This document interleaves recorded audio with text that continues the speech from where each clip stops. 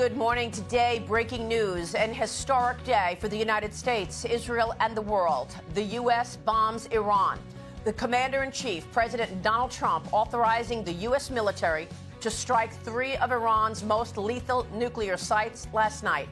We know of no human casualties, but Iran's nuclear infrastructure appears to be badly damaged in the biggest B-2 stealth bomber action we have ever seen, including obliterating Iran's most significant uranium-enriched Fordo site built underground in the mountains in Iran. Here's President Trump last night. Tonight, I can report to the world that the strikes were a spectacular military success. Iran's key nuclear enrichment facilities have been completely and totally obliterated. For 40 years, Iran has been saying death to America, death to Israel. But if peace does not come quickly, we will go after those other targets with precision, speed, and skill. Joining me now. Patriots, what we just witnessed is not just history. It's a statement, a message to the world. And that message is simple: America does not play games. President Donald J. Trump, our commander-in-chief, authorized one of the most strategic, powerful, and surgical military operations in U.S. history. Last night, 3 of Iran's top-secret nuclear facilities were struck with precision and power. And let me tell you, they're not just damaged, they're obliterated. This is what happens when you ignore diplomacy and try to play the president of the United States like every weak administration before him. But Trump, he doesn't bluff. He acts. No American lives lost. No boots on the ground. Just elite execution from halfway across the world. They didn't even see us coming. Iran woke up to a smoking crater where their nuclear ambitions used to be. Joining me now in his first interview since the U.S. action is the Secretary of State of America, Secretary Marco Rubio. Mr. Secretary, thank you for being here. Are we now at war with Iran? No, we're not. This is not a war against Iran. This is very simple. 67 days ago, the President of the United States sent the Iranians a letter, and it said, you're not going to have nuclear weapons. You're not going to have a militarized nuclear program. Let's negotiate. I want to do this diplomatically. I want to do this peacefully. They tried to play him along the way they've played every American president for the last 35 years. And, the president told them, if we don't get a deal, which is what he wanted, then I'll have to handle it differently. And that's what he did last night. He handled it differently. But that was an Iranian choice. We didn't make that choice. They did. By playing games with Donald Trump, they made a huge mistake. And President Trump acted last night. And I think the world today is safer and more stable than it was 24 hours ago. And a bunch of these countries putting out statements condemning us, privately, they all agree with us that this needed to be done. They got to do what they got to do for, their own public relations purposes. But the only people in the world that are unhappy about what happened in Iran last night is the regime in Iran. Have you heard from anyone in Iran, and are you expecting retaliation? Well, if they retaliate, it'll be the worst mistake they've ever made. Look, we can fly in and out of Iran at will. We went in last night. The president sent our military forces from halfway across the world, went in, conducted this operation, left. Not a shot was fired against us. They didn't even know what had happened. By the time we left, the planes were out of their airspace before they finally started realizing they'd been hit. So it would be a terrible mistake if Iran retaliates. But that's not our goal. We are not declaring war on Iran. We're not looking for war on Iran. But if they attack us, then I think we have capabilities they haven't even seen yet. It would be a terrible mistake on their part. And frankly, it's not what we hope for or wish. What we want now is to ensure that Iran never has nuclear weapons. If what they want is a civil nuclear program where they have power plants like a lot of other countries in the world have, they can do that. That's the deal that's been offered to them. They rejected it. They played us. They tried to play us, I should say. They wouldn't respond to our offers. They disappeared for 10 days. And now, the president had to take action as a response. And the response included strategic ambiguity. Can you walk us through the plan in terms of how it was deceptive, not allowing the Iranians to understand what was really taking place? Well, ultimately, when we do these things, it's because we care about the safety and security of our troops, of our airmen, and all those who are supporting these missions. So, obviously, the element of surprise is important in military tactics. In this particular, now, I don't think the Iranians or anyone should have been under any mystery. The president said very clearly, we have 60 days to make progress on a deal, and if we don't, I'm going to deal with it differently. But in terms of what people call deception and surprise and things of this nature, the core of that is not the success. The mission was going to be successful no matter what. The core of that was protecting our servicemen and women who are in harm's way and conducting that mission. That's the most important part. And they went in, they did what they needed to do with precision and skill that no other military in the world can do. And they left. And they were well outside of Iranian airspace before the regime even realized what had happened. And that was the goal here, and that was achieved. You know, these planes came from halfway across the world, and no one, even Iran, no one saw them coming. And that's a huge credit to Pete Hegseth and General Kane and General Kurilla and obviously our commander-in-chief for pulling that off. Well, the president said in a post recently that he knows where the supreme leader is hiding. But that he was not ready to take him out yet. What can you tell us about your expectations with regard to regime change in Iran? Well, that's certainly not the goal of what we're working on here. The goal is stated very clearly in a letter the president sent the supreme leader about 65, 67 days ago. And in a letter he said, you're not going to have a nuclear weapon. Let's negotiate peacefully a solution. We can make a really good deal that's good for Iran, good for America, good for the world. If you don't, however, then I'm going to have to deal with this differently. The Iranians didn't like the letter. They didn't respond to it. They ultimately entered into fake negotiations and tried to play him along. In essence, they thought they could do with President Trump what they've done with presidents in the past and get away with it. And they found out last night that they can't. And the world found out last night that you can't. And that's important, not just on this issue, but for so many other issues happening around the world. I think that what we are seeing is that this is a president that tells you what he's going to do, and then he does it. And I think that to a lot of people, including the Iranian regime, is shocking. What are your expectations in terms of Iran's nuclear capabilities today? Well, they're certainly degraded. Look, at the end of the day, if Iran is committed to becoming a nuclear weapons power, I do think it puts the regime at risk. I really do. I think it would be the end of the regime if they tried to do that. It's certainly been set back from a technical standpoint, not just due to what we did last night, but obviously the Israelis have done incredible work in advance as well. But ultimately, they have to make a decision. It's a very simple decision. If what they want is nuclear reactors so they can have electricity, there are so many other countries in the world that do that, and they don't have to enrich their own uranium. They can do that. But if what they want is a secret program buried in the mountain where no one can see it and inspectors can only come when they say they can come, if that's what they want, then they're going to have big problems, because this is a dangerous, violent, radical regime. Not the Iranian people. We have no problem. We didn't hit Iranian people last night. We hit nuclear facilities. And if what they want is some secret program that looks nothing like the civil nuclear programs around the world, it looks a lot like you're trying to build a bomb, they're going to continue to have problems, not just with us, but with many other countries in the world. Problems like what? What do you mean? Like the problems they're facing right now. Listen, why do we have bases in Saudi Arabia and Kuwait and Qatar and UAE? All of those bases are there to help protect those countries from Iran. Why did Hezbollah exist? Because of Iran. What does Hamas exist? Because of Iran. How do the Houthis exist? Because of Iran. Who built the IEDs that maimed and killed American soldiers in Iraq? Iran. They're behind every problem in this region. They are the sole source of instability in the entire Middle East, and the world's been paying a price for this for 40-something years. Imagine those people having a nuclear weapon, just one nuclear weapon, or even the capability to being on the threshold of having a nuclear weapon. That's what the world was facing. That is unacceptable. President Trump did the world a favor last night, and now Iran should sort of wake up, the Iranian regime should wake up and say, okay, if we really want nuclear energy in our country, there's a way to do it. That offer's still there. We're prepared to talk to them tomorrow and start working on that. Steve Witkoff has traveled extensively around the world trying to reach that deal with them, but they play too many games. They play way too many games, and now they found out. The president has said many times no nuclear weapons, but the ultimate goal also happens to be no biological weapons, chemicals, no drones, no proxy warfare. Do you believe that the Iranians will follow that and you'll achieve the ultimate goal of success here, long term? Well, I don't know what they're going to decide to do next. If they're being rational, I think they realize, if what they want is a country that has a nuclear energy program, they can have that. I mean, many countries around the world, I don't like the regime, but we're not into the regime change business here. We're into the safety and security of the United States business. So that's a choice they'll have to make. I hope they're being rational in their decision making. But I think the most important thing I hope they realize is the game is up. Okay, they have played the world for 40-something years with these nuclear talks and this, delaying things. They got a crazy deal out of John Kerry when he was Secretary of State under the Obama administration, where they got billions of dollars. And by the way, agreed to something that allowed them to continue to build their missile capacity and sponsor terrorism. They've been playing the world for 40-something years. They're not going to play President Trump. And they found out last night that when he says he's going to do something, he'll do it. And he doesn't want to do it. It's not his first choice.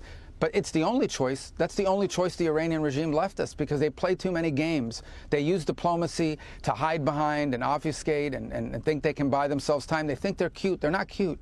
And they're not going to get away with this stuff. Not under President Trump. The Europeans have been feckless pretty much throughout this conflict in the last several weeks. What are your expectations for our partners and allies in Europe? Well, look, I think the Europeans, particularly the Germans, the French, and the Brits, have made very clear that Iran cannot have nuclear weapons. In fact, I think the French, for the first time, have kind of leaned forward even more and said they can't even have an enrichment capability. There are existing sanctions under the old JCPOA that we're no longer a part of, but they remain a part of. Iran is in complete violation. Okay, and so those three countries have to make a decision, I know later than October of this year, whether to put sanctions back on Iran, snap them back. And we encourage them to continue to press them on that front, because that's another set of pressure. So, obviously, these are allies and partners we work with closely on a bunch of issues around the world. And I think they have in their hands a very powerful piece of leverage on the Iranian regime, which is the snapback provisions under the previous JCPOA. And I think so far they've been very tough and strong on that, and we encourage them to continue to do so and to continue to tell the Iranians, the Iranian regime. I keep saying Iranian regime because it's not the people we have a quarrel with. The Iranian regime, they've consistently messaged them, and we're grateful for it, that the solution to this problem is negotiate directly with the Americans. That's another thing. They don't even talk to us directly. We always have to have a middleman. They want to pass messages and notes like we're in third grade. We're not doing that anymore. Direct negotiations. Let's talk about how we peacefully resolve this problem. The Europeans have pressured them on that point, and we encourage them to continue to do so and are grateful that they've been doing that so far. What about our allies in the Middle East right now? Interesting to note that we have not heard from any of the proxies of Iran. No comment from the Iranians so far. No comment from Hezbollah or the Houthis. What are your reactions there, as well as our allies in the Middle East? President Trump, of course, using his first trip internationally to go and strengthen relations with our friends in the Middle East. Well, we've made clear that any of these proxies attack America, we're not only going to deal with the proxies, but we're also going to pin it on Iran. We know who's behind these. That's another thing they do. They create these little groups like the Shia militias in Iraq and Syria, and then they hide behind them and pretend it's not them. We know it's them, including the Houthis, by the way. So Iran will be held responsible for the actions of these groups. In terms of the other countries in the region, look, I think that we've worked very cooperatively with them. The president just had a great visit to Saudi Arabia, to the UAE, and to Qatar. Very productive. But I just ask and remind everybody, the only reason we have U.S. bases in the region, the only reason we have an air base in Qatar, an air base in UAE, an air base in Saudi Arabia, is because they are afraid that Iran will attack them. And they want us there to help defend them. And so, if Iran wasn't a threat, we wouldn't need those bases there. So these countries fully recognize the threat that Iran poses. That's why they want us there to help defend their oil fields and their infrastructure, or help them defend themselves. And if the Iranian regime was no longer a threat, we wouldn't need to have any of these bases in the region. We wouldn't need to have any American service people in the region. But that's the state of affairs right now. So these countries understand what Iran is and what the regime is, and they get it. They understand it. How long have these plans been in place to take out the nuclear facilities? Well, the president makes the ultimate decision, and look, in terms of plans, I mean, we have all sorts of contingency plans for all sorts of possible strikes all over the world. Once the president says, okay, work up options for me, they obviously go back and, refine those. And then there are multiple points along the way in which the president has decisions to make about go or no go. And it really comes right up to 10 minutes before the bombs are actually dropped. So the president retains, as commander-in-chief, full control of these operations. But we have incredibly capable military people in our country. The operation yesterday was extraordinary, really extraordinary. Obviously, there are elements of it that will not ever be publicly shared, but suffice it to say that there is no country in the world that can do what the United States did last night through our incredible military led by our commander-in-chief. And I think a lot of credit goes out to Pete Hegseth, our defense secretary, did a phenomenal job of managing this process. And obviously all the way down to the airmen and others who conducted this operation. It was flawless, it was perfect, it was executed with extraordinary skill, and I think demonstrates the capabilities we have, which no other country in the world has anything remotely close to this. Secretary, what does the road ahead look like from a military standpoint in the U.S. regarding Iran over the near term? Well, we've achieved. Yeah, we've achieved our objective. Our objective was to severely degrade and/or destroy 3 nuclear sites inside of Iran. One of them had 60% enriched uranium. 60%. Remember, you only need like 3.67% for a nuclear power plant. You only need 20% enriched, very small quantities for like medical isotopes and that kind of thing. The only countries in the world that have anything close to 60% enriched uranium are countries that have nuclear weapons. They have stored 60% enriched uranium in one facility there called Esfahan. They were threatening to create even more of it. And then they had all these centrifuges that were capable of enriching up to weapons grade at 90% buried in mountains. I know, but it's all for peaceful purposes. Give me a break. Everybody gets it. Unfortunately, they've been able to get away with that game for a long time. Those were the objectives last night. We hit 3 nuclear-related sites controlled by the Iranian regime.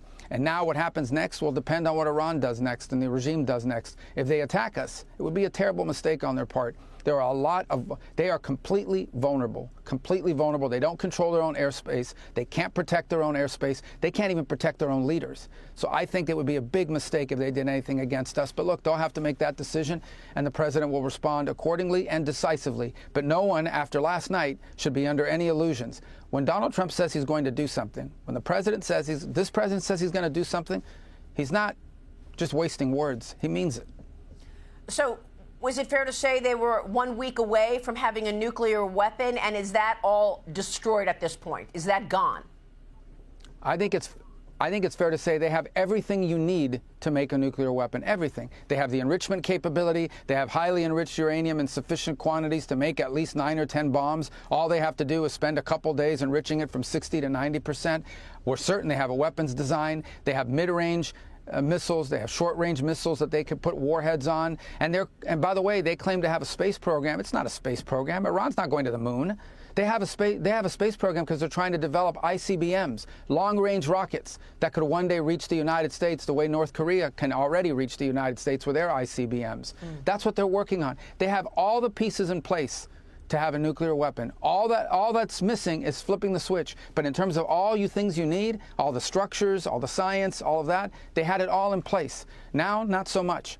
And that's why we did the world a great favor. Or we would all wake up one day in less than a decade in a world where radical Shia clerics control nuclear weapons capable of reaching not just the Middle East, but all of Europe and potentially the east coast of the United States. That is an unacceptable risk. There's no way we were leaving that for future generations. Secretary, final question here.